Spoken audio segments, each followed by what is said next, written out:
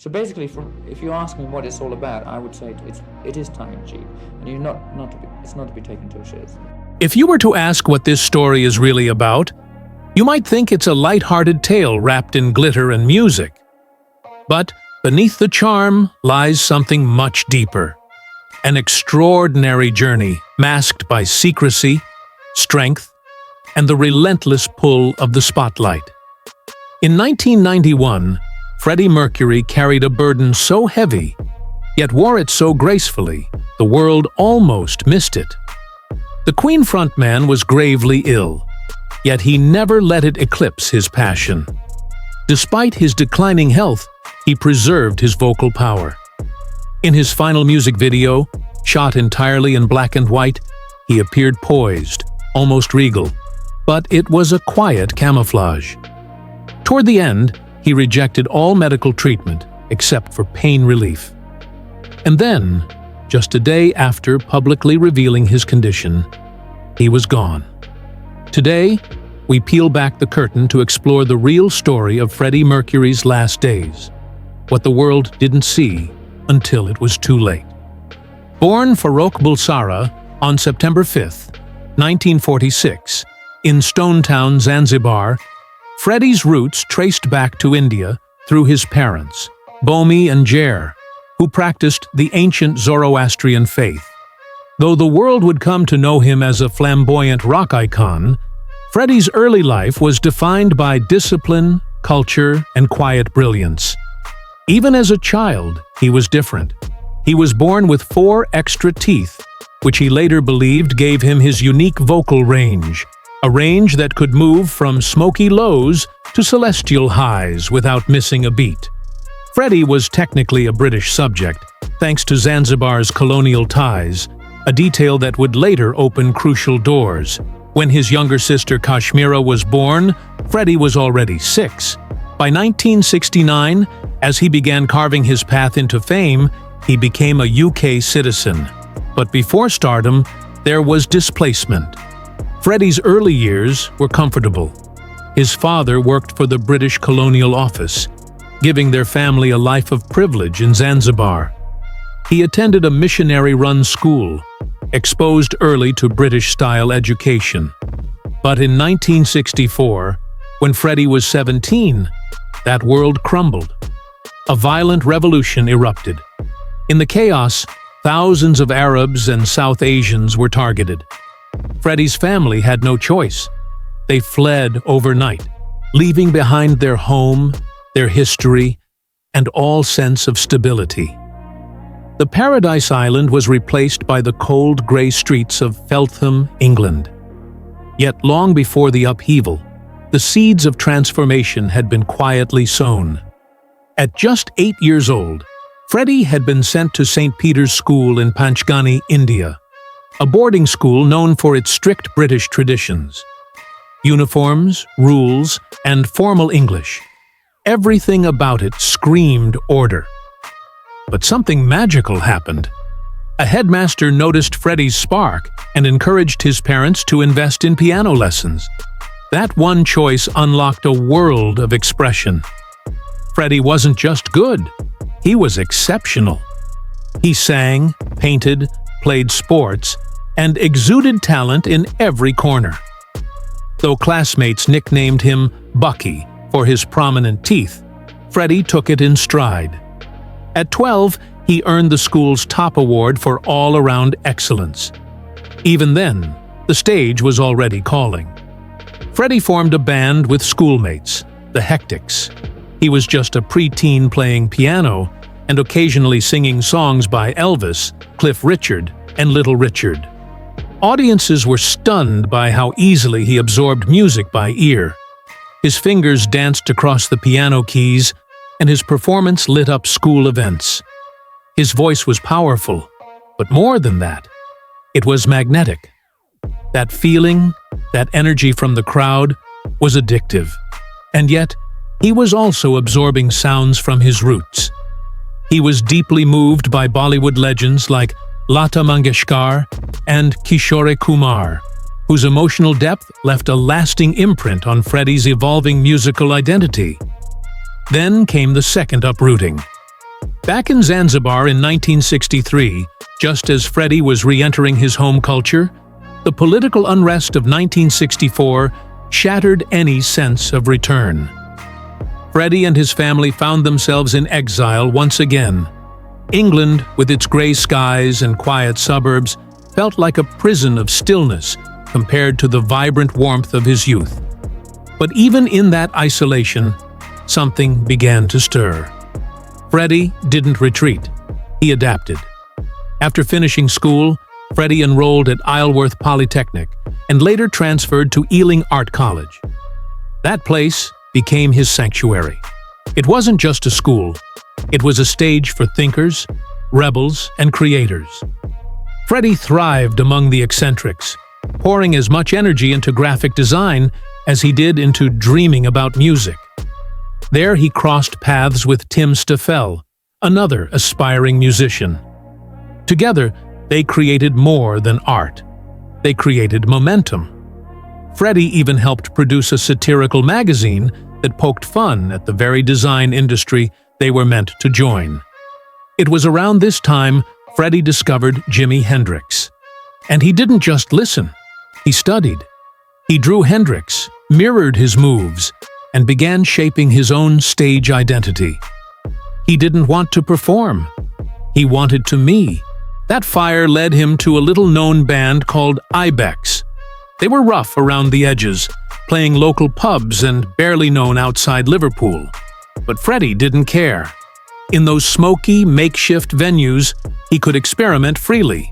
No pressure, just the raw joy of sound, failure, and self-discovery.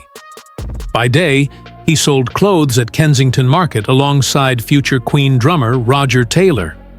That job was more than retail. It was fashion school.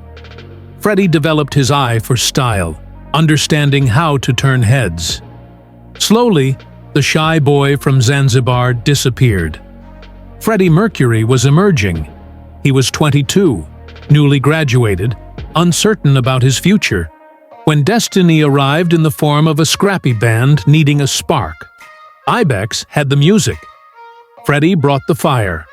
In just over a week, he learned their entire set list, added a few of his own songs, and joined them on stage at the Octagon Theatre in Bolton.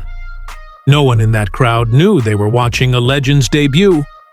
The breakup of that early band didn't faze Freddie. Instead, it fueled his hunger. He briefly joined a group called Sour Milk Sea, but that, too, fizzled out quickly. Yet, even as those early projects crumbled, his vision only grew sharper.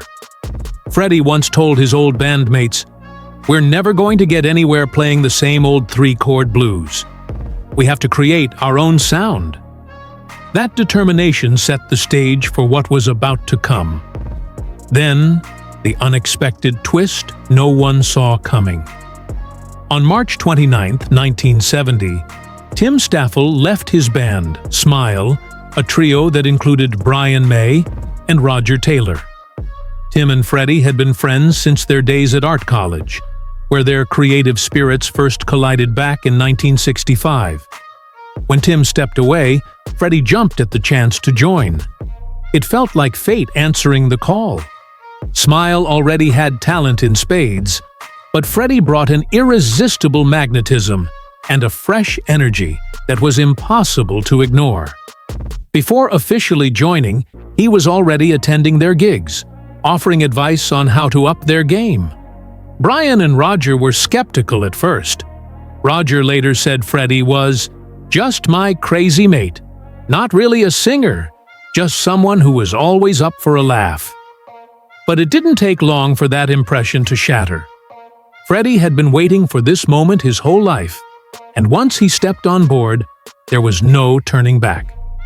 He pushed the band beyond their limits, demanding bigger, bolder stage performances, costumes dripping with drama, and a presence that would make audiences stop in their tracks. The band needed a new identity to match this evolution, and Freddie suggested a name that stunned them all: Queen. The name carried weight, majestic, universal, and yes, deliberately provocative. Brian and Roger hesitated, unsure if it was too grandiose, but Freddie's conviction was unshakable. "It's perfect," he insisted. At the same time, he took another bold step and changed his own name to Mercury, cementing his transformation. This wasn't just a new band, it was a complete rebirth. But they still needed a missing piece: the bassist. Several musicians came and went without quite fitting the vibe. Then, in 1971, they met John Deacon, a quiet 19-year-old student with a modest presence but undeniable talent. John arrived at rehearsal with his bass and a custom-built amplifier that would become instrumental in shaping Queen's unique sound. His smooth playing and humble attitude blended perfectly with the group. And just like that, Queen was whole. Freddie's influence extended beyond his vocal prowess. Drawing on his art school background, he designed the band's iconic crest, a regal emblem featuring lions, a crab, fairies, and a phoenix, each symbolizing a band member's zodiac sign. This royal crest wrapped around a bold Q, crowned with a symbol of power. It wasn't just a logo, it was a statement, a flag for a band destined to rule the stage. Their first album, recorded at Trident Studios, a place that had once hosted legends like the Beatles, came with its own battles. Because Queen was still unknown, they had to work during the late-night hours when the studio was free.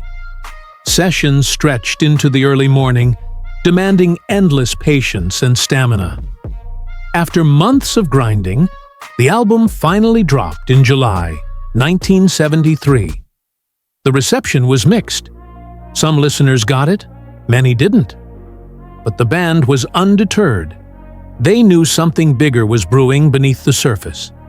By 1974, Queen was still finding its footing. Earlier albums showcased undeniable talent, but their sound felt scattered, too long, too complicated, trying to be many things at once. Then came the game changer, Sheer Heart Attack. This record marked the moment when Freddie stopped experimenting and started claiming his sound with full force. The songs became tighter, infused with dramatic flair and glamorous energy. Freddie crafted music that was grand and theatrical, even when packed into just 3 minutes. Then, Killer Queen hit, and everything shifted. Suddenly, Queen wasn't just another band, they were the band. The song exploded across the UK and crossed into the US market, securing their place in music history. But behind the scenes, the story was far from glamorous. Despite their growing popularity, Queen was financially struggling. Their label, Trident Studios, kept most of the earnings, leaving the band members paid like part-timers. Freddie lived in a damp, cramped flat, and John Deacon couldn't even secure a loan for a house. Frustration boiled over, and after months of legal wrangling, they finally broke free.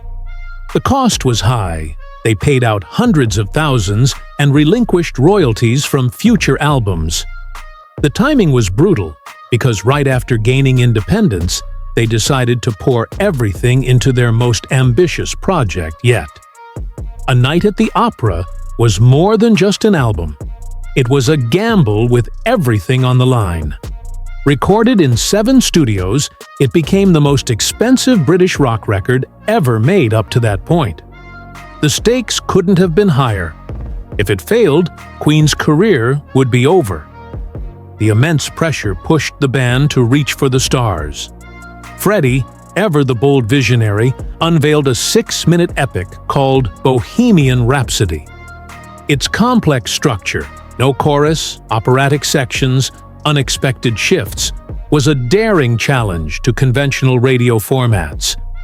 But Freddie wasn't asking for permission. He was rewriting the rules of pop music. He shot a simple yet striking video in a single day, unleashing it to the world, and forever changing how music was promoted. The song held the #1 spot for 9 weeks, captivating audiences with its originality and emotion. Bohemian Rhapsody wasn't just a song, it was a revolution. Freddie didn't just change the sound of music, he reinvented himself on stage. His performances became legendary. No longer just a singer, he transformed into a commanding presence, striding across massive arenas like he owned every inch of the spotlight. His voice soared from heart-wrenching lows to stunning highs, reaching every corner of the crowd. That broken microphone stand he once accidentally snapped? He turned it into a signature prop, wielding it like a symbol of power. By the time Queen performed Bohemian Rhapsody live for the first time, audiences weren't just attending a concert. They were witnessing a spectacle. Freddie had blossomed into a true showman, captivating tens of thousands with every movement. But some of Queen's most iconic moments were born in unexpected ways. In 1977 at Bingley Hall, after a show, the crowd spontaneously started singing "You'll Never Walk Alone." Freddie watched in awe. Turning to Brian May, he said, "We need to write songs for moments like this." That spark ignited the creation of "We Will Rock You" and "We Are the Champions," two anthems that have since echoed through stadiums worldwide, capturing raw emotion and unity. Freddie's music wasn't just about entertainment, it was about connection. Queen's 1980 hit, "Another One Bites the Dust," marked a radical shift from their glam roots into funky, edgy territory. Critics doubted they could pull it off, but Queen shattered expectations. The track became their biggest hit in the United States, proving that Freddie's restless spirit and refusal to be boxed in kept the band relevant and fresh. Alongside the success came indulgence. Freddie never believed in holding back. If he wanted something, he went for it, whether that meant extravagant gifts for family or legendary birthday parties that became the stuff of legend. One birthday bash featured 700 guests, a cake shaped like a grand cathedral, and chaos that ended with hundreds of shattered glasses. Freddie didn't just live life large, he lived it louder and bolder than anyone around him. But not every choice was met with applause. In 1984, Queen took a controversial step by performing in Sun City, South Africa, at the height of international cultural boycotts. Though legal, the decision sparked fierce criticism. While the band insisted it wasn't a political act, many disagreed, and the backlash was swift and harsh. Fines, blacklists, and protests followed, staining their reputation for years. Looking back, even the band admitted it might have been a misstep. They didn't seek financial gain, but the damage was undeniable. The journey Queen took through the early 80s was anything but predictable, and it split not only their sound, but their loyalties. When they first dipped their toes into film soundtrack territory with Flash Gordon in 1980, fans were left puzzled. Was this the band they knew, or something else entirely? Brian May's dive into the unfamiliar world of synthesizers painted a different picture, one that many didn't expect. Some thought the soundtrack outshone the movie, while others just didn't get it. But Freddie wasn't deterred. In 1985, he unveiled Mr. Bad Guy, a solo album that was pure him. Dance beats, heartfelt ballads, and cheeky fun. It wasn't about chart success, but freedom. After years trapped in the Queen machine, Freddie was finally doing things on his own terms. His next surprise was a collaboration with opera legend Montserrat Caballé, someone he idolized. Their epic track Barcelona was revolutionary. Opera and rock fused like never before, and it became the soundtrack for the 1992 Olympics, cementing Freddie's place as an artist who refused to be boxed in. Freddie Mercury knew his time was limited, but he refused to slow down. Just months after his HIV diagnosis in early 1988, He was back in the studio with Queen, recording in secret to avoid pity. Despite days when standing was a struggle or his voice faltered, Freddie gave everything. The result, the miracle, wasn't a farewell. It was a celebration of resilience, topping charts across Europe. The follow-up, Innuendo, released as his health worsened, featured a powerful title track that showed no weakening spirit. Brian May recalled Freddie insisting on continuing, telling the band they could finish the album after he was gone. That dedication echoed in every note. Public appearances grew rare, but one unforgettable moment came at the 1990 Brit Awards, when Freddie accepted a Lifetime Achievement Award with a quiet but poignant "Thank you. Good night." His thin frame and tired eyes spoke volumes. The rumors that had circulated for years were no longer just whispers. Yet Freddie shielded his pain from fans, always smiling, always waving. His bandmates respected his privacy, never prying into his illness. Back in the studio, the atmosphere was far from somber.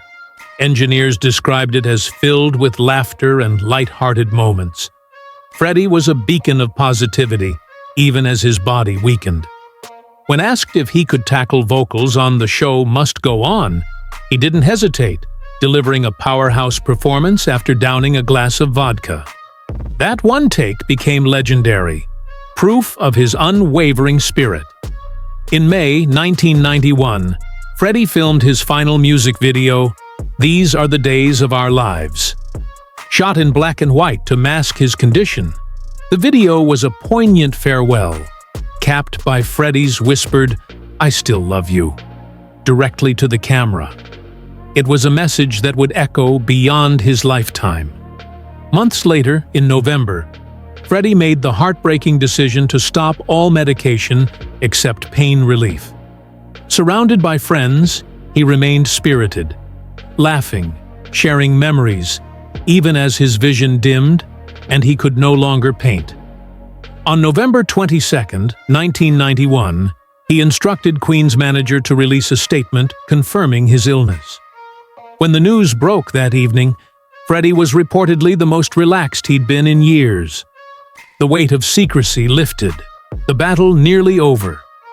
Less than 24 hours later, on November 24th, Freddie Mercury passed away at 45, leaving the world stunned and mourning the loss of a voice unlike any other. His death forced a long-avoided conversation into the spotlight, challenging stigma and sparking awareness. Yet even after his passing, questions lingered, most notably about the fate of his ashes.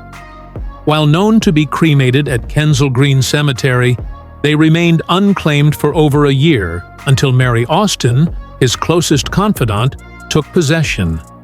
She never disclosed their whereabouts.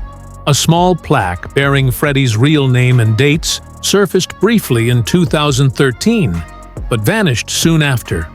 A quiet guardian of a secret legacy. Turning to the financial side of Freddie's life, his journey was as remarkable as his artistry. From luxury cars to high-end watches, he surrounded himself with symbols of success. A sleek Ferrari and a Rolls-Royce Phantom among his prized vehicles, alongside exquisite timepieces from Rolex and Patek Philippe. Freddie owned multiple lavish properties across London and had access to private jets, reflecting a lifestyle many dream of. Beyond music, he invested in savvy business ventures and collaborations, which secured his wealth even during turbulent times. Notably, his insurance policies covered not just health, but protected his assets and career, a foresight many artists overlook. The financial lesson here is clear. Balancing creative passion with strategic wealth management ensures a lasting legacy beyond fame. Freddie's story is a powerful reminder that behind the glitz and glamour, resilience, smart choices, and protection pave the road to enduring influence. His life journey, from rock icon to a complex, multidimensional figure, continues to inspire, teaching us that even in the face of adversity, brilliance can shine brightest.